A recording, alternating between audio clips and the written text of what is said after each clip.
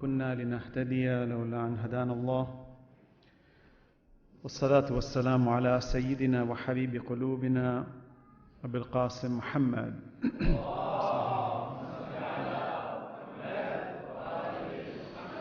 وعلى آله الطيبين الطاهرين المأسومين المظلومين. أما بعد، فقد قال الله سبحانه وتعالى في كتابه المجيد وقوله الحق وهو أصدق الصادقين. بسم الله الرحمن الرحيم. يا أيها الذين آمنوا استعينوا بالصبر والصلاة إن الله مع الصابرين ولا تقولوا لمن يقتل في سبيل الله أموات بل أحياء ولكن لا تشعرون ولنبلونكم بشيء من الخوف والجوع ونقص من الأموال والأنفس والثمرات وبشر الصابرين الذين إذا أصابتهم مصيبة قالوا إنا لله وإنا إليه راجعون أولئك عليهم صلوات من ربهم ورحمة وأولئك هم المهتدون. صدق الله العلي العظيم. صلوات على محمد وآل محمد.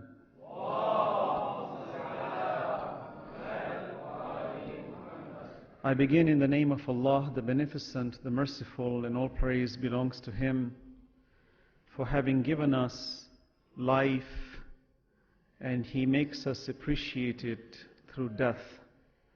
For indeed death is a gift unto mankind, because we understand therefore that this world, which is filled with difficulty and trials, is an escape. It is an exit into a world where mankind was really created for.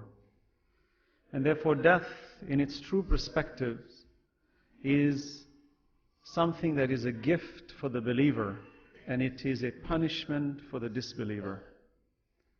Allah subhanahu wa ta'ala blessed us with life and has given us many great gifts in this world, gifts that you and I can never comprehend. Life which is filled with potential, our ability to achieve high standards of existence if we reflect and we connect ourselves in it. But Allah has given us free will, and He has told us to participate in this free will and not to throw our hands in the air and to say that things are predestined upon us and therefore Allah has pre-programmed everything and there is nothing that we can do. That's not correct. Allah says, إِنَّ اللَّهَ لَا يُغَيِّرُ مَا بِقَوْمِ حَتَّى يُغَيِّرُ مَا بِأَنفُسِهِمْ. Allah does not change the affairs of people until they change it themselves first. Meaning God is saying to you and me that as much as I've gifted you, you must participate in this movement. You cannot simply sit around and expect things to go the right way until and unless you engage yourselves in it. Hence the beauty of this great religion of Islam, which is very proactive, very pragmatic, meaning you need to engage and figure out what do I need to do that will bring me success and what do I need to avoid such that I do not fall into traps and endanger my security in this world and in the hereafter. Allah has blessed us with prophets. Allah has blessed us with revelations. Revelations which came unto mankind in perfect ways, but mankind tampered with them because mankind is ever so arrogant and ignorant. Hence Allah subhanahu wa ta'ala guarantees that the last revelation which has come unto mankind, which is none other than the Holy Quran, is unadulterated and none can touch it. Meaning لا يمسه إلا المطهرون. None shall touch it save the purified ones. In its very esoteric deep form, when the Quran is speaking from that verse, لا يمسه إلا المطهرون, its implication is that it's protected, and that those who are chosen by Allah subhanahu wa ta'ala are its true representatives, the living Quran, Quran al-Natiq as we say, that the ones who speak the Quran, these are none other than the Holy Prophet and his Ahlul Bayt. Salawat ala Muhammad wa ali Muhammad. Allah has blessed us with the Quran. Everything in our lives that you and I would ever ask questions about, its foundation is laid in the Quran. The beauty of the Quran is such that it is a book of principles, not a book of history. It is not a book of science. It's not a book of stories. Science is in the Quran, stories are in the Quran, history is in the Quran, but the objective of the Quran is not that. Those are means by which to propose the most fundamental need of the human race, which is to understand the principles of existence. And hence, the Quran in its tasrifi style, meaning in its repetitious style, in its shifty style, wants to ensure that you maintain the principles of existence above all thoughts possible in the human race. Therefore, it's very important for us to understand. By the way, you will not find a single book in the world that speaks like the Quran. Not a single book. In fact, it baffles everybody. Why is the Quran speaking like this? And the Quran wants to be unique. It wants to present an element of itself. It is the only book, by the way, known to man that questions itself and answers itself. Meaning, it questions and it answers within itself. Meaning, you don't have to leave the Quran to understand anything about the principles of life. That's the gift Allah has given us. The living Quran is the Prophet and the Ahlul Bayt. And tonight, when we're commemorating the Shahada of the father of Sayyid al-Shuhada, Ali ibn Abi Talib alayhi salatu wassalam, salawat ala Muhammad wa ala Muhammad.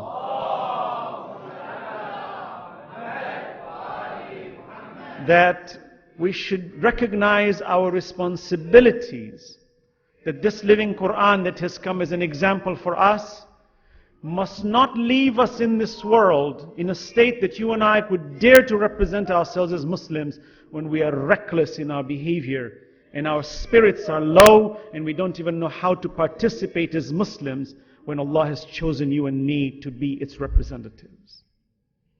When we come to these kinds of gatherings, my brothers and sisters, kindly shut your cell phones off, please, or put them in vibration mode. It's nothing to say, to feel in any particular manner, but if I were a non-Muslim and I were to observe, I'd say whoever came maybe forgot. But if the frequency is too high, it implies that these Muslims don't really care for what is being spoken. Muslims, when they come in gatherings, we need to be very polished.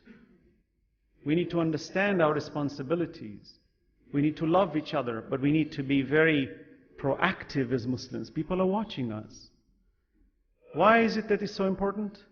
Because I tell you, if I behave well with you, and you behave well with me, it is the greatest form of da'wah. It is the greatest form of teaching. That if a non-Muslim were sitting in this room right now, and he would look at us and say, so these are the... What are they made up of? When I go to churches and synagogues and temples, I observe the people and I say, what is it that they have that I don't have? Because they seem to have some characters which I don't find in my Muslim community. Is it that my religion has left me blind in that? Or is it that we have been blind over it? Because Allah subhanahu wa ta'ala says, everything in the Quran has been brought out as an example for you. وَلَقَدْ ضَرَبْنَا لِلنَّاسِ فِي هَذَا الْقُرْآنِ مِنْ كُلِّ مَثَلٍ. Every example is in the Quran. What is it then for you and I to say, what has taken us astray? What makes us so lethargic and lazy? We don't realize that the compounding value of such behaviors that we have in the Muslim Ummah leads to the enemy striking us and saying, look at these fools, they don't even know what to do. Let's abuse them and let's take their resources and let us make them our slaves. When Allah subhanahu wa ta'ala has made us strong, has made us free. When we commemorate the shahada of an imam, be it Imam Ali alayhi salam or any of the 11 remaining imams, including Imam al-Hujjah, when he becomes shaheed, we won't have time to speak about him, but I'm saying the Holy Prophet and every member of Alulbayt, when we speak about them, we don't speak about their lives and their deaths only for the sake of rehashing history because we feel we want to keep our spirits alive through history. No, we keep it alive because they were the living principles. So when we speak about them, it's not that we want to keep an old event alive, it's because through them we learn how to behave properly in this world today. Salawat ala Muhammad wa ala Muhammad.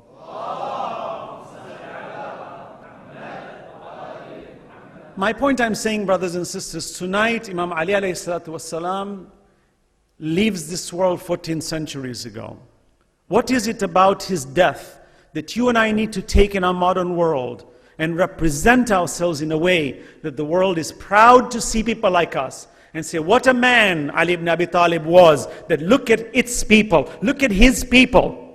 Look at this religion of Islam, look how its people are the way they are, look at the representation of Amir al-Mu'mineen and the Holy Prophet. Who are these people?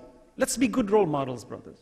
For example, our imams were so impeccable in behavior, in akhlaq, that you and I need to understand who are they. We can't just use them every Muharram and Ramadan and rehash the history and shed a few tears and we walk away like everything is just lovely and dandy and go and get lost into the woodwork of the Western lifestyle or the Eastern lifestyle, only to be assimilated into the Western lifestyle that people can't even distinguish us from the non-believers. Our Prophet was so careful in this distinguishing point that in his lifetime in Medina, the Jews were known to have white beards. Imagine the degree by which the religion of Islam, by the connection of our Holy Prophet in showing us how important it is to distinguish yourself different from the other people, not in a negative way, different in the leadership way, different in the role modelship way, different in the example way, in the way where the world should look at you like a hero, where people just want to see more like you. Our imams were like that. That our Prophet says to his people in Medina, that all of you who have white beards, color it black.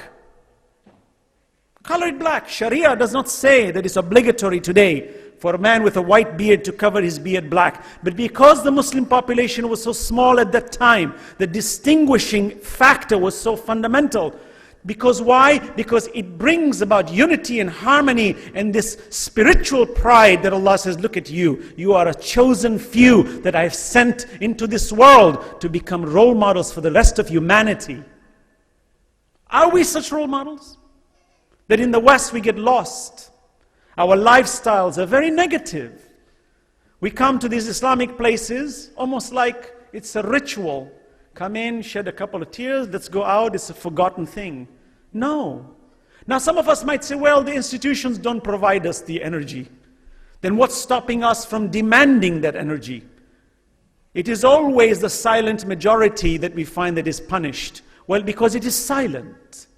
It's time we opened our mouths and said, listen, we are demanding higher quality of spirituality. We demand it. And on the flip side, you'll find the organizers would be more than happy to connect, to say, well, there's such a demand, let's fill it. Because as we say, even in economics, you say, there's a supply and demand. The greater the demand, the greater the supply. But many a times you find people are trying to supply, but there is no demand. So then they shut their shops and they walk away. As a result, we pose the question, what is it that is lacking this demand? What has caused us to lack this demand? We need to rethink this, brothers and sisters. We're in a period of time where it is so unique, we are so blessed to be in this time, where the world has converged as a single world. There are single superpowers. And what is most fascinating today that has not happened in 14 centuries, in my opinion, at the level and the degree that it is today, is Islam is the number one mentioned entity in every newspaper, every media front lines. You know that. As negative as it may sound, it's a gift and a mercy nonetheless that Islam is on the front lines. It's a gift You don't realize it. Allah is gifting us. As negative as it is, it opens floodgates for you and I to come forward and say, since you have attacked me, since you are speaking negative about my religion, let me explain it to you. The world out there is more than eager to listen. But you and I have to come forward as good role models and good representatives. Otherwise they'll say, step aside. Who are you? You don't even represent us. And we don't need to go knocking at their doors and asking them that, please give me a chance to represent myself. No. My behavior, if it reaches that pinnacle that Allah subhanahu wa ta'ala has programmed me from the Quran, if it reaches that stage, the individual on the sideline will put his hand on my shoulder and say, who are you? Come on, I need people like you to talk, if they're truthful. Look at the handshake. How often I meet people and shake hands with them. Somebody shakes hands, is looking somewhere else. Assalamu alaikum. Who are we? Objectless? What are we? Stones? You're going to touch a stone and say, Assalamu alaikum. What is this? MashaAllah, it was nice that you shook hands. Give the person a few seconds, eye contact. Tell this individual, I recognize you. I don't know you, but you are beautiful. Smile at them. Give them a smile. Show your teeth a little bit, the whiteness. Huh? Find people who's got stains all over their teeth. Breath is, you fall apart. Your hair falls apart. Is this the sign of a believer? No. Islam is so careful that even when you eat food that has very strong smells like garlic, it is makruh to eat it before you go out in public. Why? Because if something is repulsive in its smell, then Islam says that your representation will be shortchanged. People will be repulsed, and people make images of you the first time they meet you. That initial moment of contact, when an individual sees you, he or she doesn't know you, mentally we are gauging each other. Who are you? You look different. You look special. They may not gauge you immediately, but the most beautiful thing a human being possesses, which our Prophet has mentioned, is the intelligence of the human being. The Holy Prophet has said, the most beautiful thing a person possesses is their intelligence. Salawat ala Muhammad wa ala Muhammad.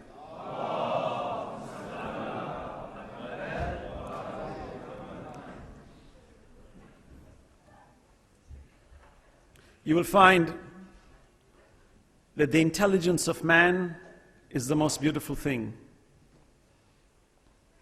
See a little observation, brothers and sisters.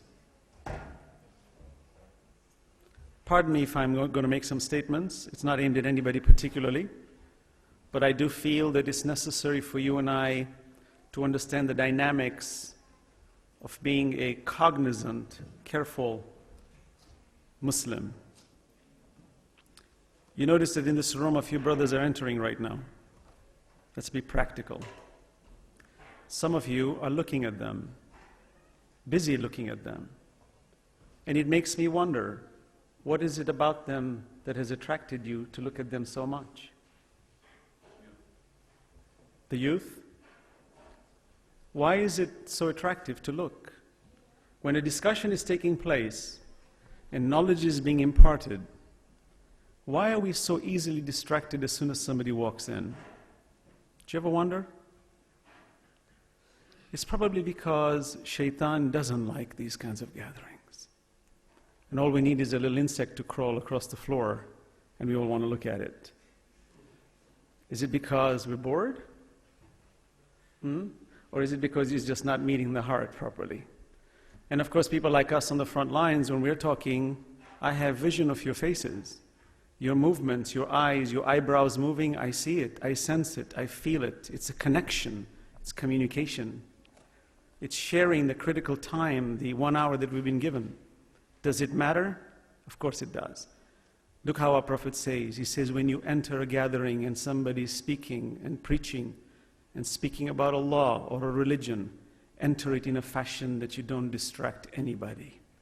Walk in it so carefully that even the speaker shouldn't know you've entered, such that you should not distract his thoughts. See the akhlaq of Islam? And I'm not pointing a finger at anybody, I point a finger at myself. This is just a recognition that we need to have in Islam. This complete religion, as much as we say it is, it's so complete that even entry into a place of worship, Even an entry when a lecture is taking place, there are regulations in Islam. We hear majalises, we hear sermons, hundreds of them. Do we adhere to them? Do we recognize it? Now I tell you, if that entrance was so silent and I were a non-Muslim sitting on the side, I said, wow, that's a complete religion. These people even have it that they even know how to enter a gathering.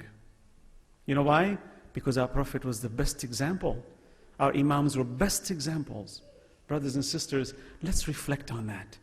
When Allah says, كُتِبَ عَلَيْكُمُ الصِّيَامُ كَمَا كُتِبَ عَلَى الَّذِينَ مِنْ قَبْلِكُمْ لَعَلَّكُمْ تَتَّقُونَ. Taqwa, so that you achieve piety. Piety is when you're sitting, you are cognizant of who's next to you in the peripheral vision. You sense their presence. You sense, are they comfortable? Is your foot in the wrong place? Are you aware of it? There's somebody behind you, you feel the energy. That's a sign of a muttaqi. A muttaqi is so careful. Not careful to the point of being excessively, in other words, a person who's so terrified of his surrounding. Not that. The one who's very calm. It's like, you've heard of people who are martial arts experts.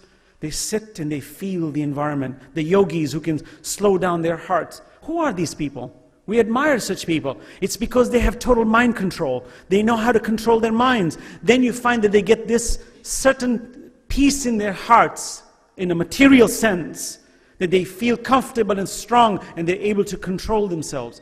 The religion of Islam is entirely this, brothers and sisters. So our recognition when we shake hands, when we smile, when we dress up, when we come in public, everything is under observation. This, brothers and sisters, is our responsibility. And if we do not engage in this modern world today, where the world out there is in desperate need of good representation, when we turn the television on and we see how many lies and miscommunications are taking place, and misinformation, disinformation is being shared, who's going to stop that? If you and I don't stop it, who is? I have thought about this often. Who is going to stop this? Anybody in the world? Probably not, because they don't have Kitabullah. Wa itrati Ahl Bayti, as the Prophet said, my Ahl Bayt, you need to follow them. Forgive me, brothers, if I'm saying it this way, but brothers and sisters, because I am a member of your community, I'm just like you. I do not consider myself better than you. I'm just a brother. But I'm concerned growing up in the West, and I'm very disheartened at how many lives are being lost as we speak today. Iraq, triple digits every day. You want to talk about a Holocaust?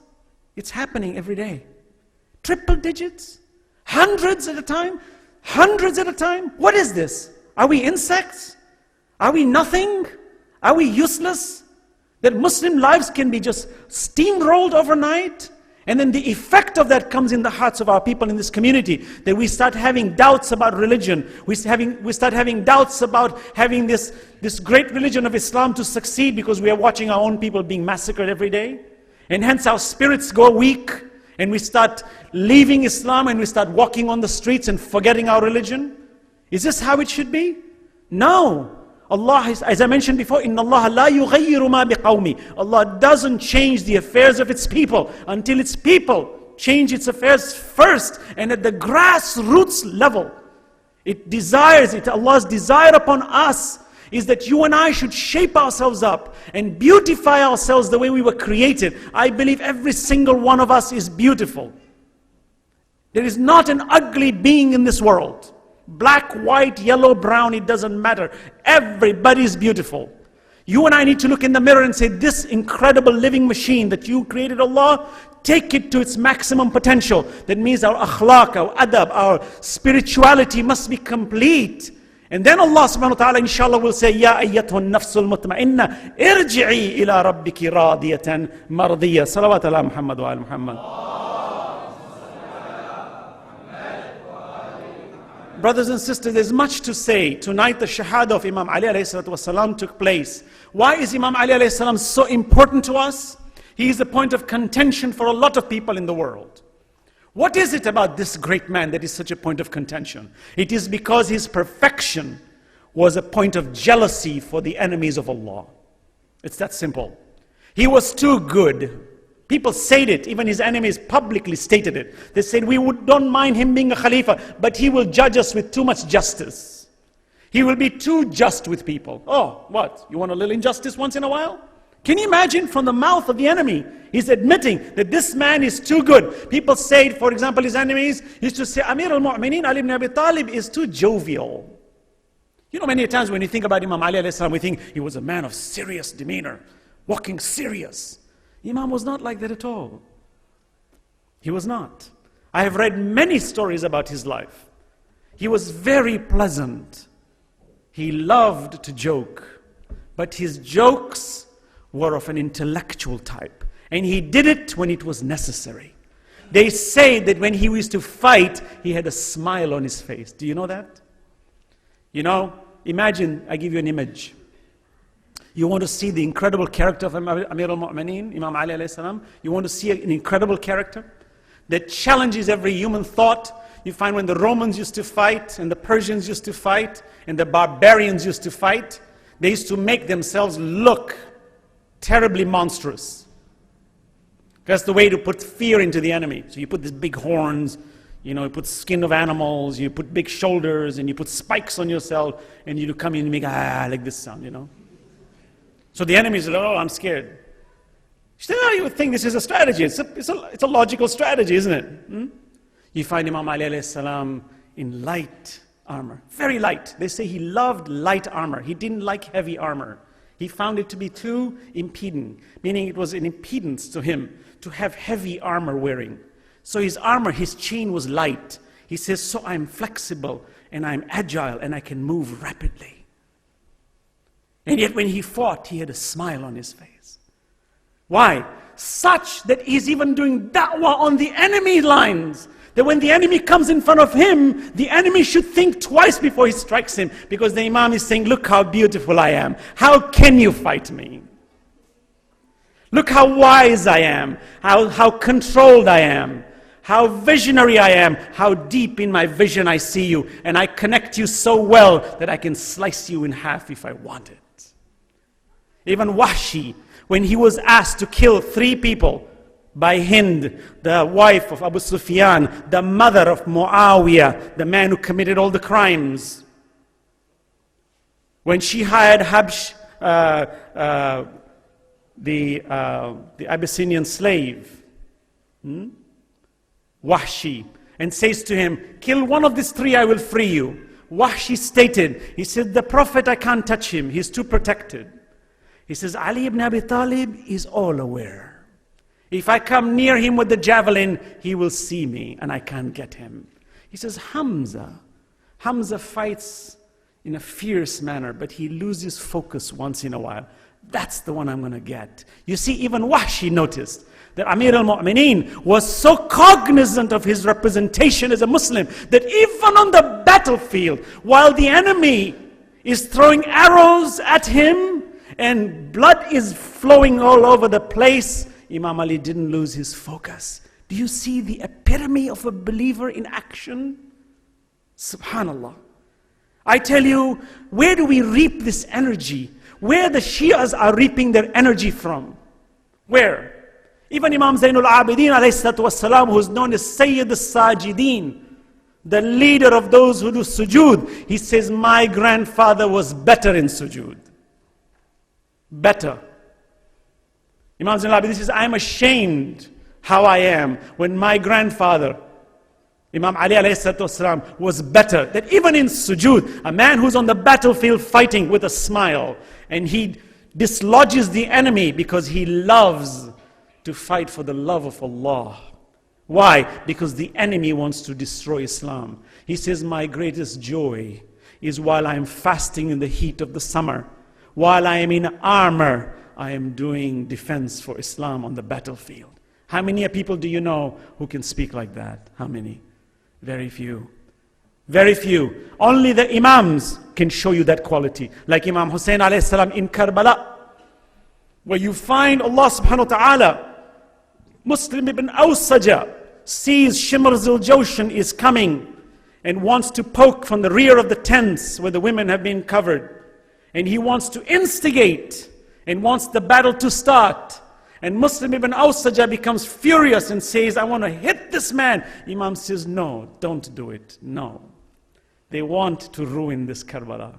They want you to be the perpetrator. They want to aggravate you. They want to excite you. They want to get you going so that in the annals of history they can say, you caused it.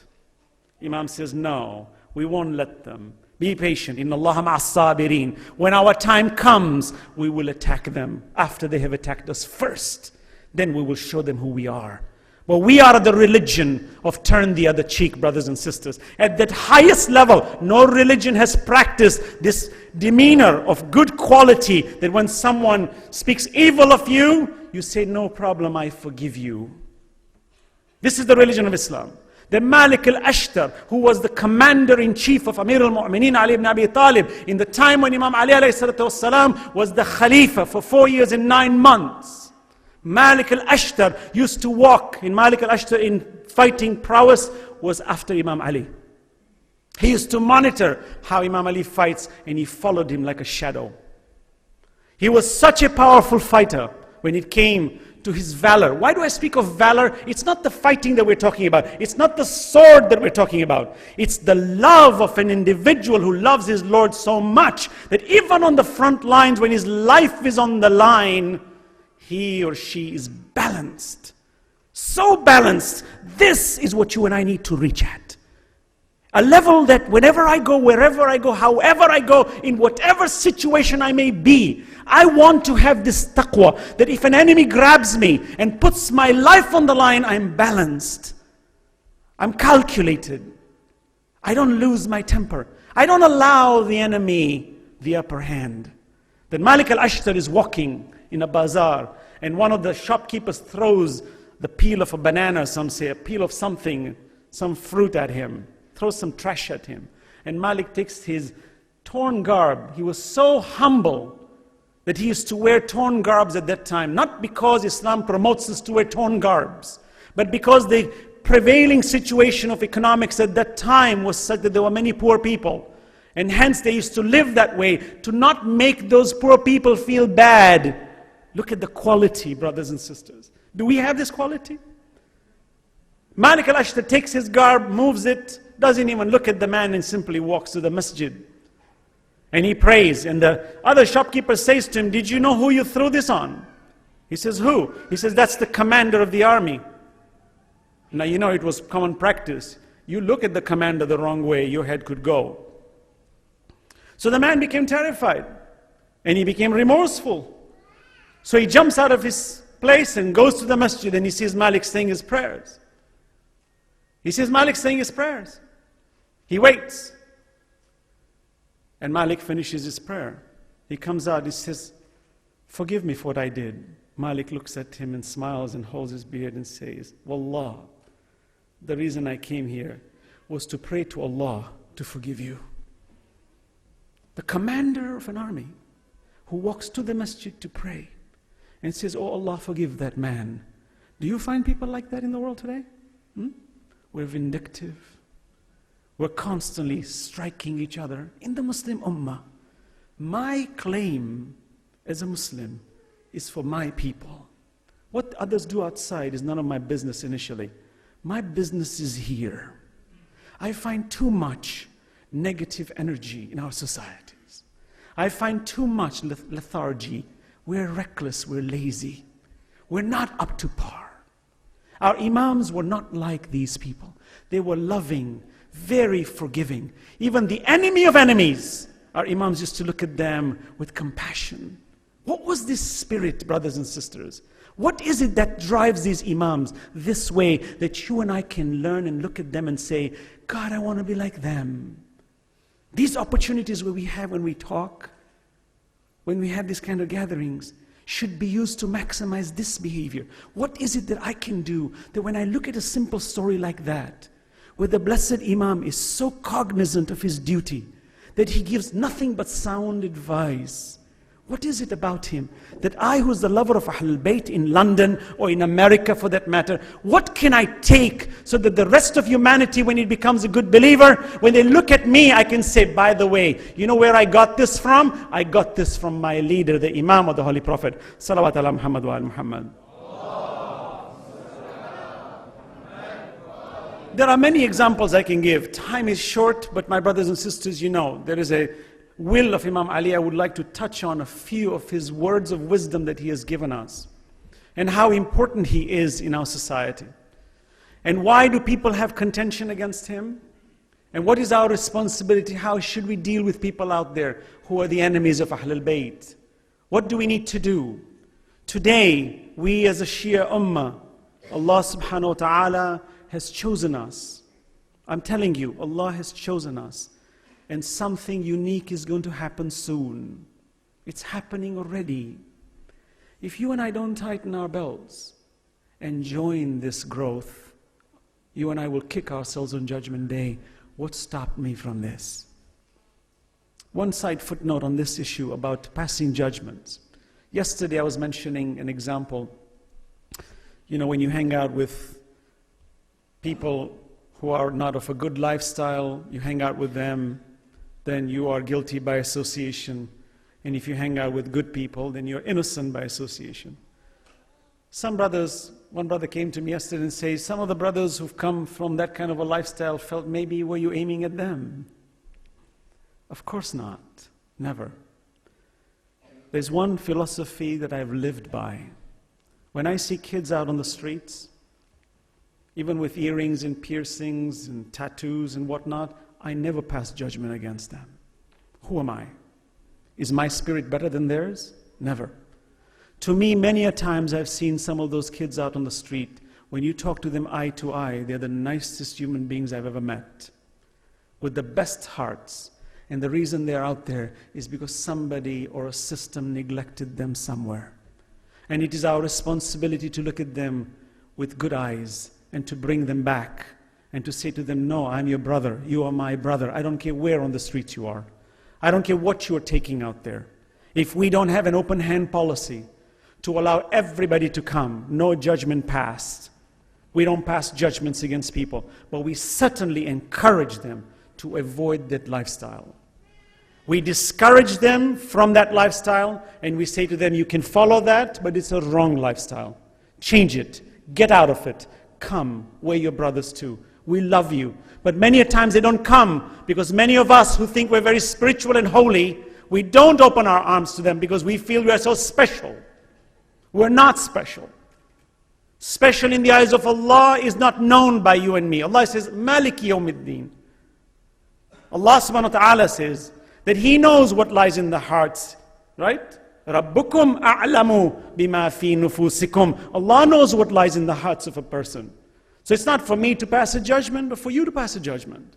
When we see people, black, white, Christian, Jew, Muslim, Shia, Sunni, it doesn't matter.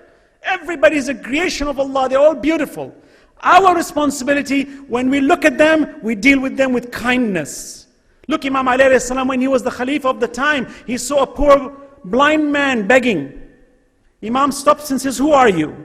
He gives his genealogy. He says, you are from the Christian tribe. He said, yes. He says, what is a Christian like you begging in the streets of Medina? Of Kufa, I think it was. He says, what is it that you're begging? He says, I became blind and I'm poor. Imam said, a poor man like you should not be begging. The treasury should be taking care of you. And immediately he was removed from the streets and the treasury was taking care of him till he died. Did the Imam say, oh, he's a Christian, he's a blind man, leave him alone? No, Imam was so careful that even a Christian, salam alaikum, even a Christian who was blind, our Imam took care of him. That in the dark of the night, our blessed Imam used to go and take care of families. There are stories to be told. Does it incite the hearts? If it doesn't, brothers and sisters, then we need to reflect on it. It should. It should. We should walk out of these places and say, what am I going to do to change my life and to be a witness on Judgment Day, to look at Amir al-Mu'mineen in the eyes and to say to him, you came for 63 years. you suffered upon suffering upon suffering. Not a moment did these people leave you alone. To that point that even when you died, you couldn't be buried in public. That even when you died, they had to find, you had to make your grave in the dark. What have you done for me, O Amir al-Mu'mineen? That I should be a witness for you on Judgment Day. That you came to teach me that everything that came out of your mouth was nothing but gems. And here I am living in Europe or in America, reckless day to day, when my life is being eaten away and I'm growing old by the day and this material world is leaving me. What have I to gain but to come towards you? There's too much to say.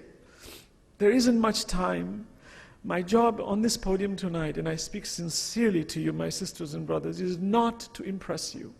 I didn't come to impress you. I have nothing to impress you with. What I have to impress you with is not mine. It is ours. And it is for us to share it.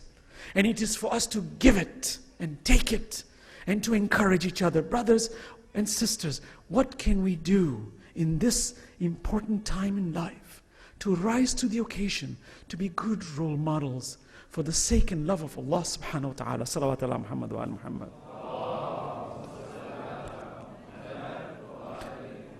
What is the practical approach?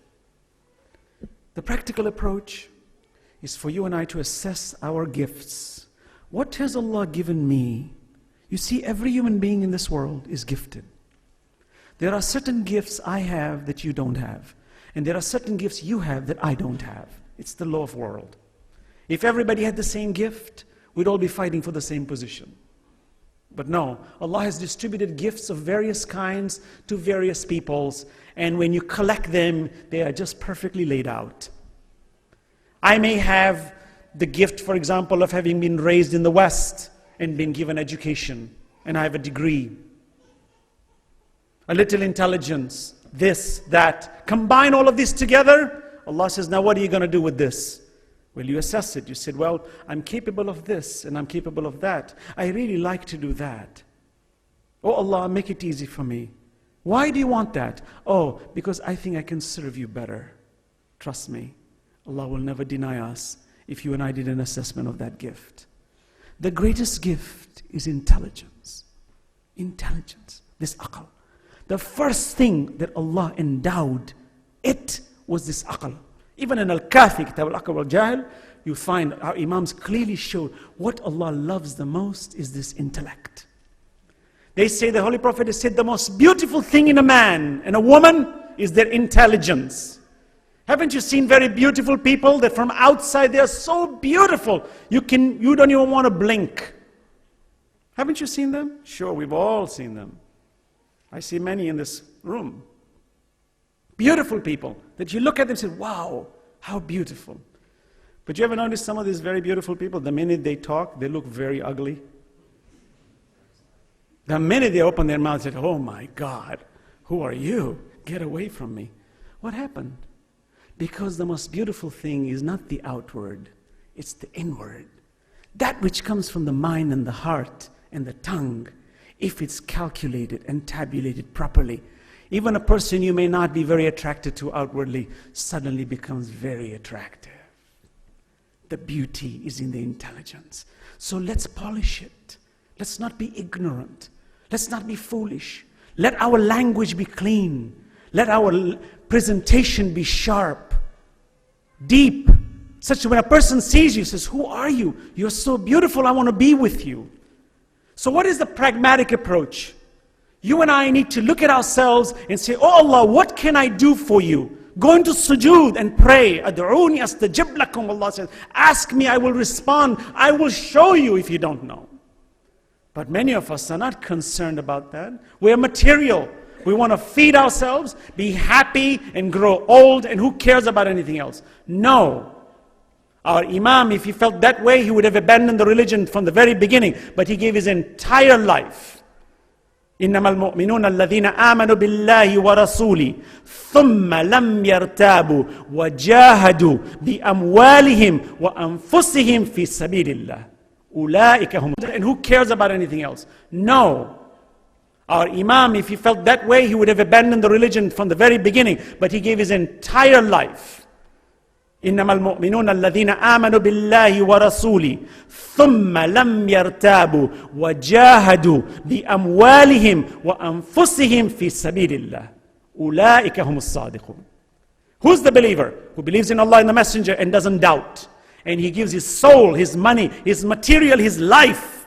قل إن صلاتي ونسكي ومحياي ومماتي لله رب العالمين. That they give their lives, even their death, for the love of Allah. You find it, you think it is easy to get that. But brothers and sisters, you might think, what for? Allah subhanahu wa ta'ala says, okay, account for all the material in this world. See how the Pharaoh lived. There was no wealthier man in his time than the Pharaoh.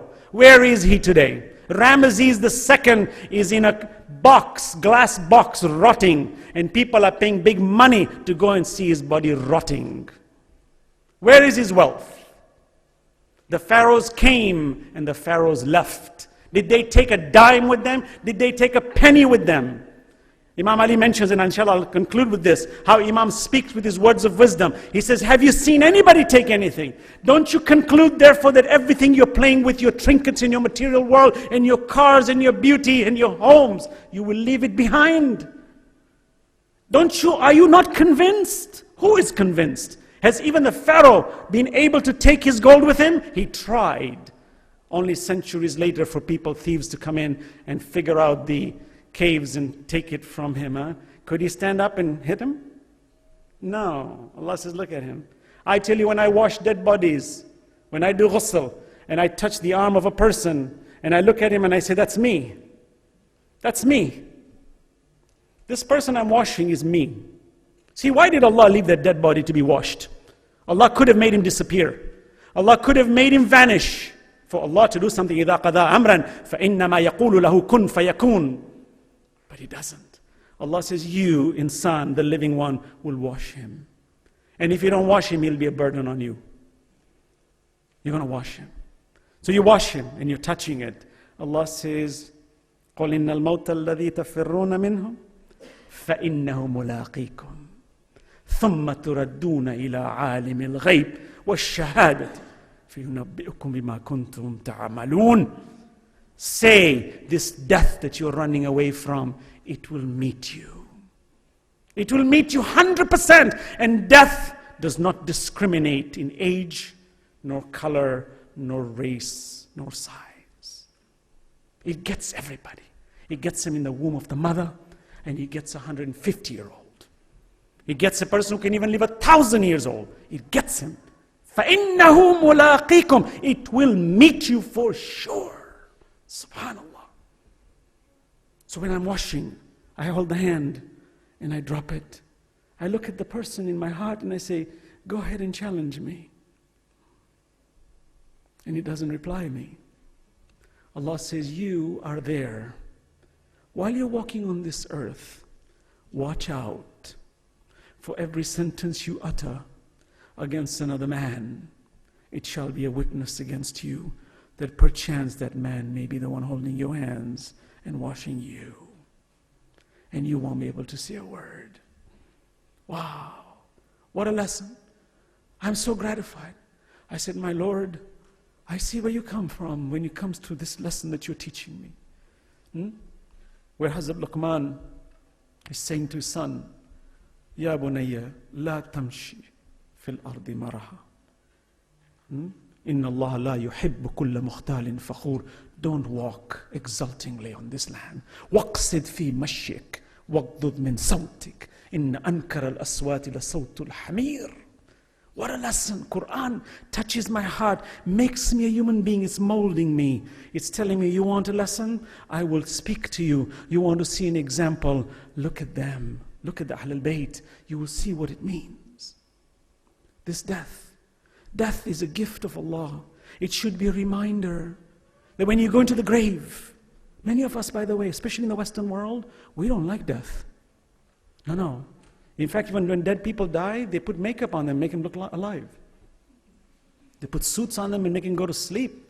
Sometimes you see these coffins that look so comfortable, you want to sleep in it. You look at it and say, wow, are you trying to fool me? Okay, mashallah, you made this person look very nice. But do you know that down there, what do you think is going to happen? The earth, 6 foot of earth. You know how many tons of pressure that is on a body? Huge. Am I here to scare you, to make you feel morbid? No. But it is through reflection and understanding that our hearts should be palpitating and say, true, what am I running for? What is this world for if it's going to end up that way? That I can't even lift my hands against another person when the soul is removed from my body. What is it that I take with me? Like that man who said, I'm the richest man, and a big person said, I'm richer than you. He said, how? He said, my coffin is more than yours. My shroud is bigger than yours. I'm richer. I'm going down there with more than you. Is this the answer we give? Look at us. We're all vying. Al-hakum al-takathur hatta zurtum al-maqabir. Abundance has diverted you until you come into the grave. We're so busy amassing wealth. It's not enough for us to be powerful. It's not enough that our names are on neon lights. It's not enough that we have big cars and big homes. I want more and more. Allah says, for what? That's not the gift that you were given. The gift you were given is for you to assess the wealth that you have, and you need to share it and give it for the cause of Allah subhanahu wa ta'ala. Allah says, you want to see an example? See the example of Khadijah al-Kubra. A wealthy woman, the wealthiest woman in her region, that when she dies, she is so poor, she has nothing to leave behind. You want an example? That the Prophet said, I love Khadijah so much that she and I will be in paradise together. That's how much I love Khadijah. That she suffered and struggled for 3 years in the shape of Abu Talib. And she gave everything she had to support the message of Islam. This is the role of a woman who's given her wealth, her support. And people say that in Islam, a woman's role is denigrated. What a lie. What a lie. And you find that Khadijah al-Kubra gives. Who's the one who should be giving? So you and I should look and say, oh Allah, I have £2. Let me give 1 for the cause of Allah. Do we do that? You find when we have such kinds of programs, many a times people have to beg, come on, give some money. No, I have better things to do. I have people in our communities, you're asking for $5, they don't give you. But when a singer comes into Madison Square Garden, it's $150 a seat. For the entire family, they can afford to buy it. I said, your priorities are in the wrong order. Something's wrong with you. You are given an opportunity, but you didn't see light at the end of the tunnel. But I'm saying to you, you're going into a tunnel where there is no light. And you're going to go in there with this abuse of money when Allah says, إِنَّ الْمُبَذِّرِينَ كَانُوا إِخْوَانَ الشَّيَاطِينَ وَكَانَ الشَّيْطَانُ لِرَبِّهِ كَفُورًا. The one who is excessive. You find some people, they buy fancy $100,000 cars and $200,000 cars. Allah says, إِنَّ الْمُبَذِّرِينَ كَانُوا إِخْوَانَ الشَّيَاطِينَ. This mubadhir is like the brother of shaitan. What happened to the wealth? You go into third world countries and see. You give $1 to a child, his eyes light up. He may not see more than that. And I come home and I find my car and my house. Allah says, look what I chose you. Look how I chose you. Do you think you can be the same as those? What's your duty living in this Western world where you can go into a library, you can turn on a computer and turn on and get into the internet and do anything you want. The freedom is upon you. And you're lying around as a Muslim, wasting your time, growing old, when your blessed Imam, from the moment he opened his eyes, he saw the messenger and he protected him and he supported him and he defended till his death, up to the point where he couldn't even get the peace to go to sleep at night, that when he went for salah, he was struck from the back of his head. You who have an excuse? We don't have an excuse, brothers and sisters. No, we don't. So Allah says, الَّذِينَ يُنْفِقُونَ فِي السَّرَّاءِ وَالضَّرَّاءِ وَالْكَاظِمِينَ الْغَيْظَ وَالْعَافِينَ عَنِ النَّاسِ. Who are these people? وَصَارِعُوا إِلَى مَغْفِرَةٍ مِّن رَبِّكُمْ وَجَنَّةٍ عَرْضُهَا السَّمَاوَاتُ وَالْأَرْضُ أُعِدَّتْ لِلْمُتَّقِينَ. Hasten to forgiveness. Who are these people? God says, paradise is bigger than the heaven and the earth put together for you. But if you engage yourself positively. He says they give charity. They give. الَّذِينَ يُنْفِقُونَ فِي السَّرَّاءِ وَالضَّرَّاءِ. Whether they are in good times or in bad times, they never stop giving. ذَلِكَ الْكِتَابُ لَا رَيْبَ فِيهِ هُدًى لِلْمُتَّقِينَ الَّذِينَ يُؤْمِنُونَ بِالْغَيْبِ وَيُقِيمُونَ الصَّلَاةَ وَمِمَّا رَزَقْنَاهُمْ يُنْفِقُونَ. They give with what Allah gives them. Who? The muttaqi, who uphold their prayers And they give, and they give. But giving, of course, requires knowing where to give. Don't just throw it. Be proactive and say, I want to give. Whether it's money, my tongue, my hands, my body. What can I give, O Allah, to you? For you have chosen me. This is my message from Imam Ali alayhi salatu wasalam, Shahada tonight.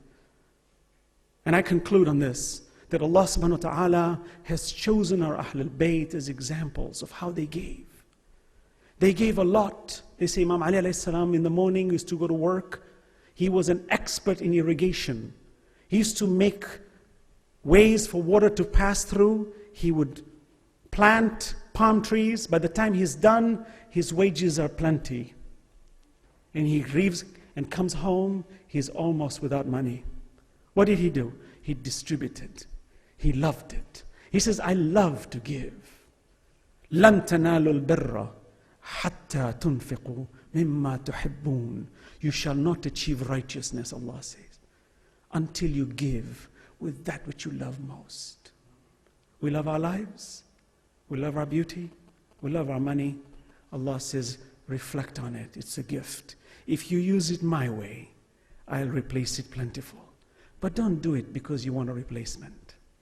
Do it because you love me. Love of Allah is a rarity in the world. It's because we don't reflect. But all we need to do is look at Imam Ali alayhi salam and see how beautiful a person he was. That Muawiyah disliked him so much because Muawiyah was bent on taking Islam in the same way the other religions preceding fell into a trap. Same. You look at all the other religions. Prophets came. Zoroaster was a prophet. Isa was a prophet. Musa was a prophet. Look at how many sub-religions we have, all fighting with each other. And you say, wait a minute, Musa, Isa, Zoroaster, Dawood, all were prophets of God. How come there's a contradiction? It's because people infiltrated, they made their own ideas, and they took Islam a different way. They wanted to do the same with Islam.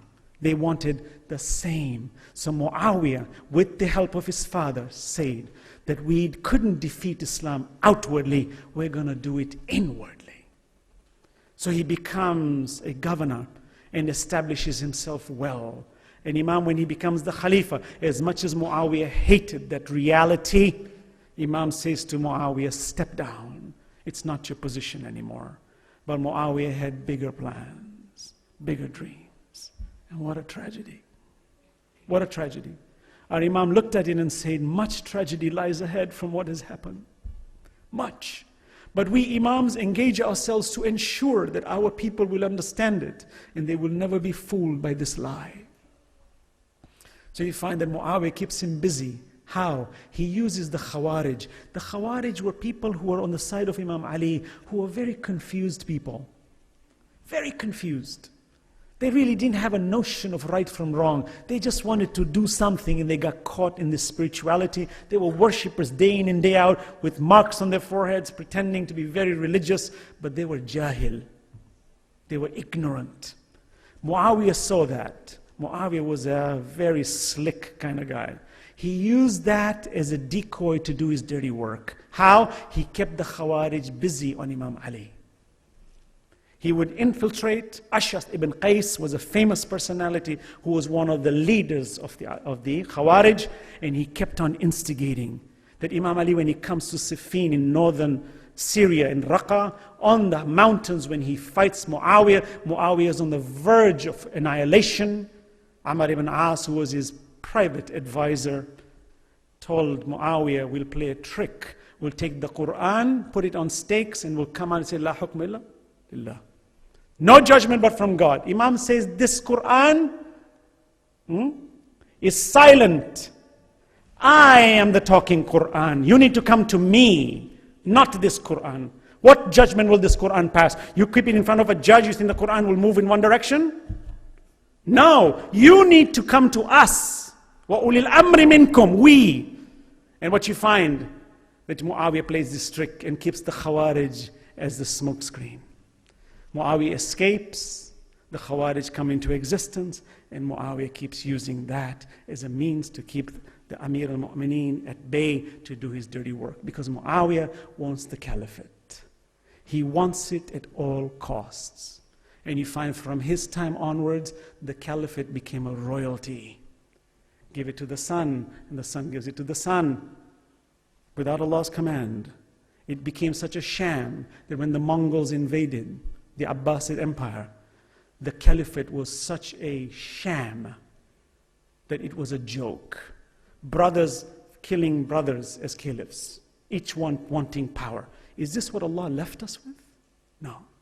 And finally you find the Khawarij, through this whole strategy, as one man, Ibn Muljam, who was on the payroll, he comes from Egypt, being paid in Egypt, he's heavily paid, he comes back and plants himself in Kufa, and there's a strategy to strike our Imam and to silence him.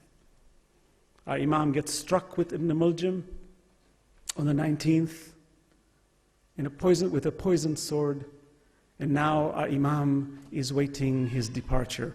I read briefly his final points, the wisdom of our blessed Imam. There's much to say, I don't have time. Forgive me if I'm taking a few more minutes, but I will conclude on this. Imam Ali alayhi salam gives, it's a long will. They say after the battle of Nahrawan, when Imam Ali alayhi salam comes back from Siffin, I'm sorry, not Nahrawan, Siffin, he comes back and he writes this long will for his son and gives him words of advice. It's actually for you and me, and I will read a few very quickly without taking the spirit away, and I want you to understand the dimension of what Imam Ali alayhi salam has to say. He says, beautifully, he says, my dear son, and I'm jumping, though the span of my age is not as large as that of some other people who have passed away before me, but I took great care to study their lives assiduously. I went through their activities, I contemplated over their deliberations and deeds, I studied their remains, relics and ruins, and I pondered over their lives so deeply that I felt as if I have lived and worked with them from early ages of history down to our times.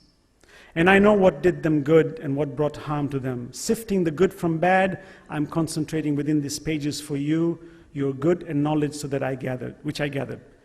Through these advices, I've tried to bring home to you the value of honest living and high thinking and the dangers of a vicious and sinful life.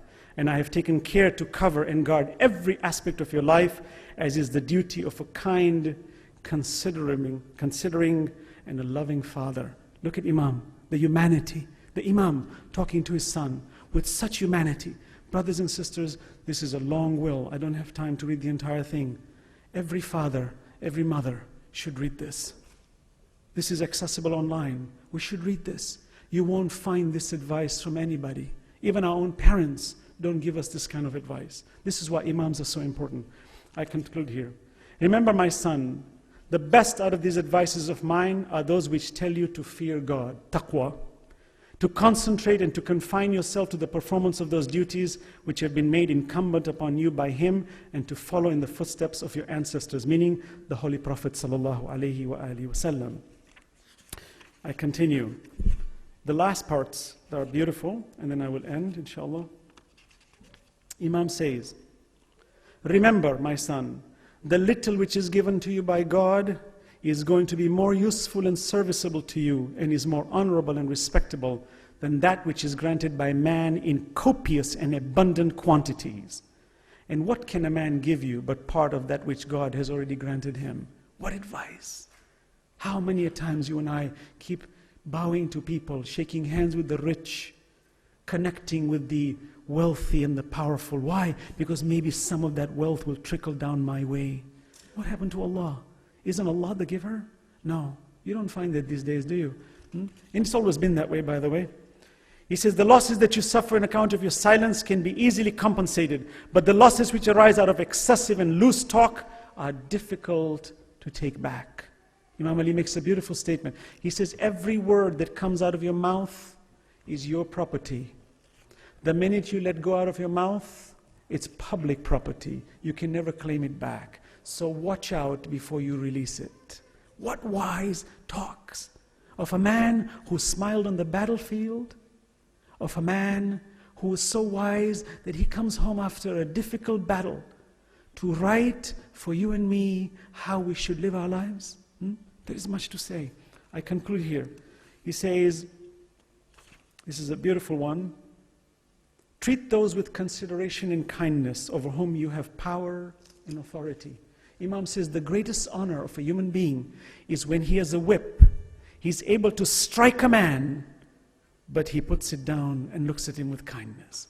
He says to do that is a very difficult task. That brings me to a story.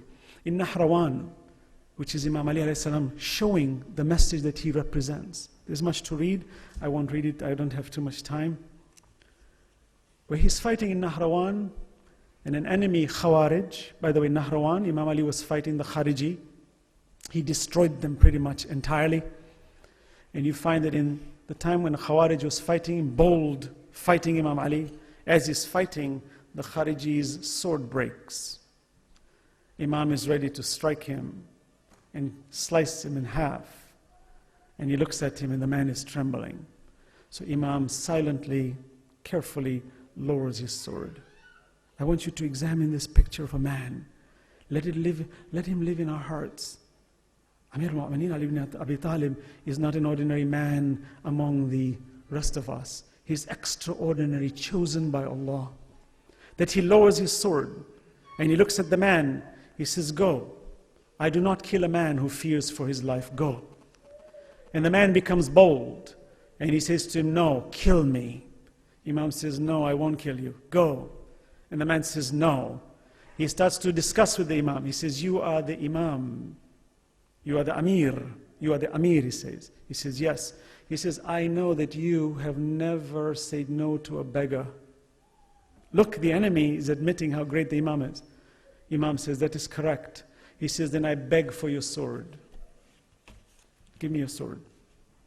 Imam takes the sword and gives it to him. And the man now says, aha, I will kill you. What do you have?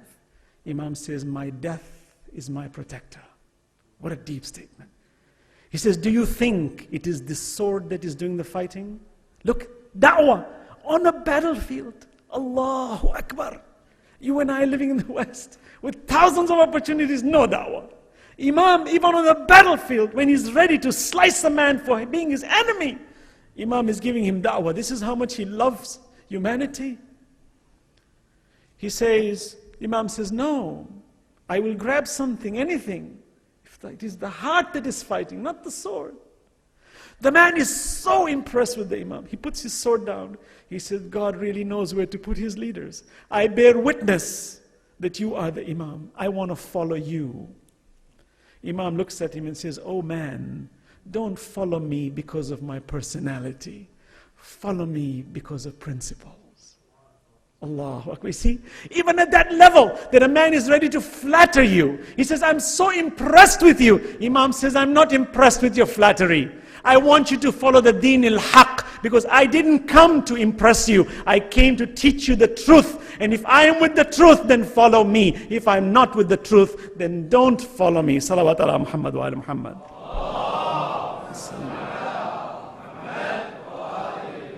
Imam Ali alayhi salatu had so much love for death. Allah gives the best answer, and then I conclude about his shahada. Allah says to the Jews, قُلْ يَا أَيُّهَا الَّذِينَ هَادُوا إِن زَعَمْتُمْ أَنَّكُمْ أَوْلِيَاءُ لِلَّهِ مِن دُونِ النَّاسِ فَتَمَنَّوُا الْمَوْتَ إِن كُنْتُمْ صَادِقِينَ. What an answer in the Quran.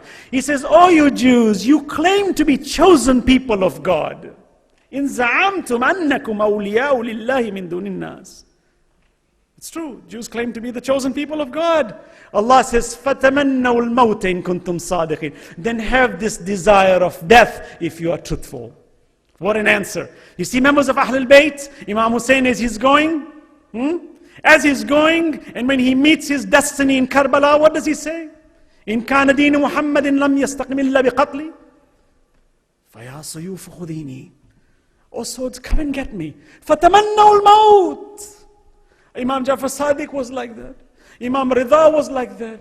Imam Musa ibn Ja'far al-Kadhim was like that. Every Imam, if you looked at them, their tamannawul maut was of a supreme kind.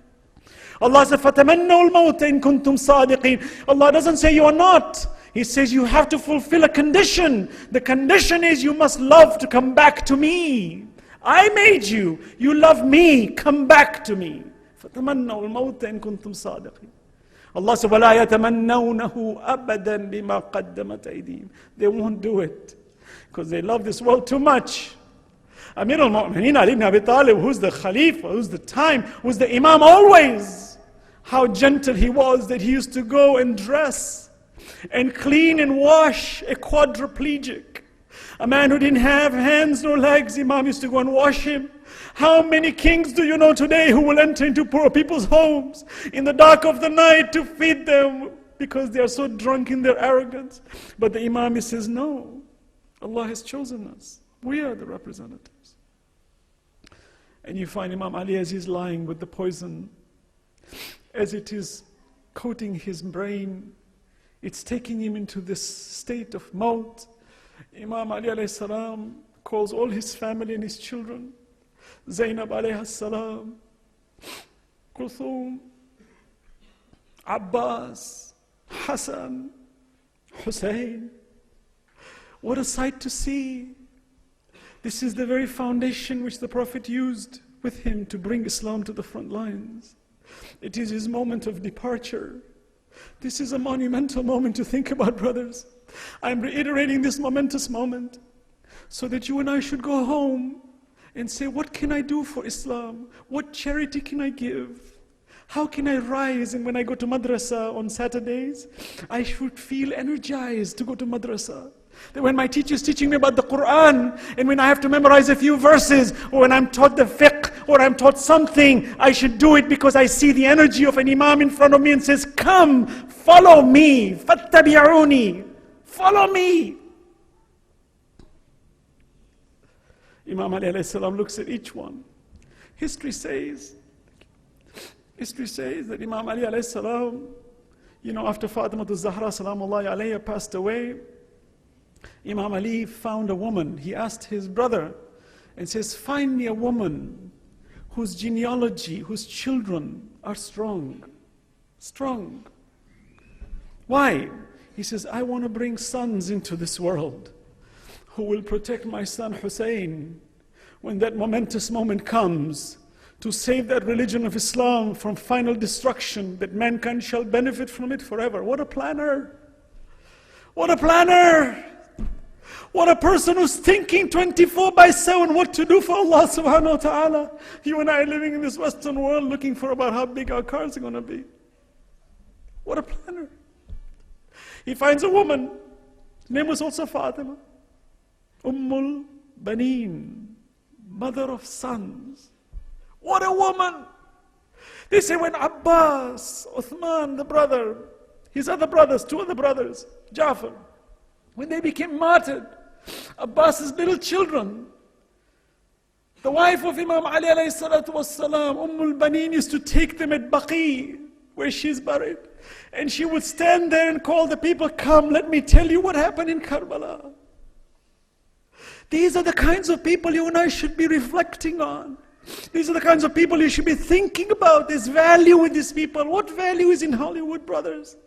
With due respect to these entertainers, what value do they have? They lie to us. They create this glitter for us and we are so impressed by it and it may look lovely, but what message is behind it besides indecency? You tell me. It is these people you and I should be thinking about 24/7 in some form or fashion to say, how do I complete my humanity? Then Imam marries such a woman and brings sons like Abbas. And Imam says, oh Abbas, you take care of the son of mine, Hussein.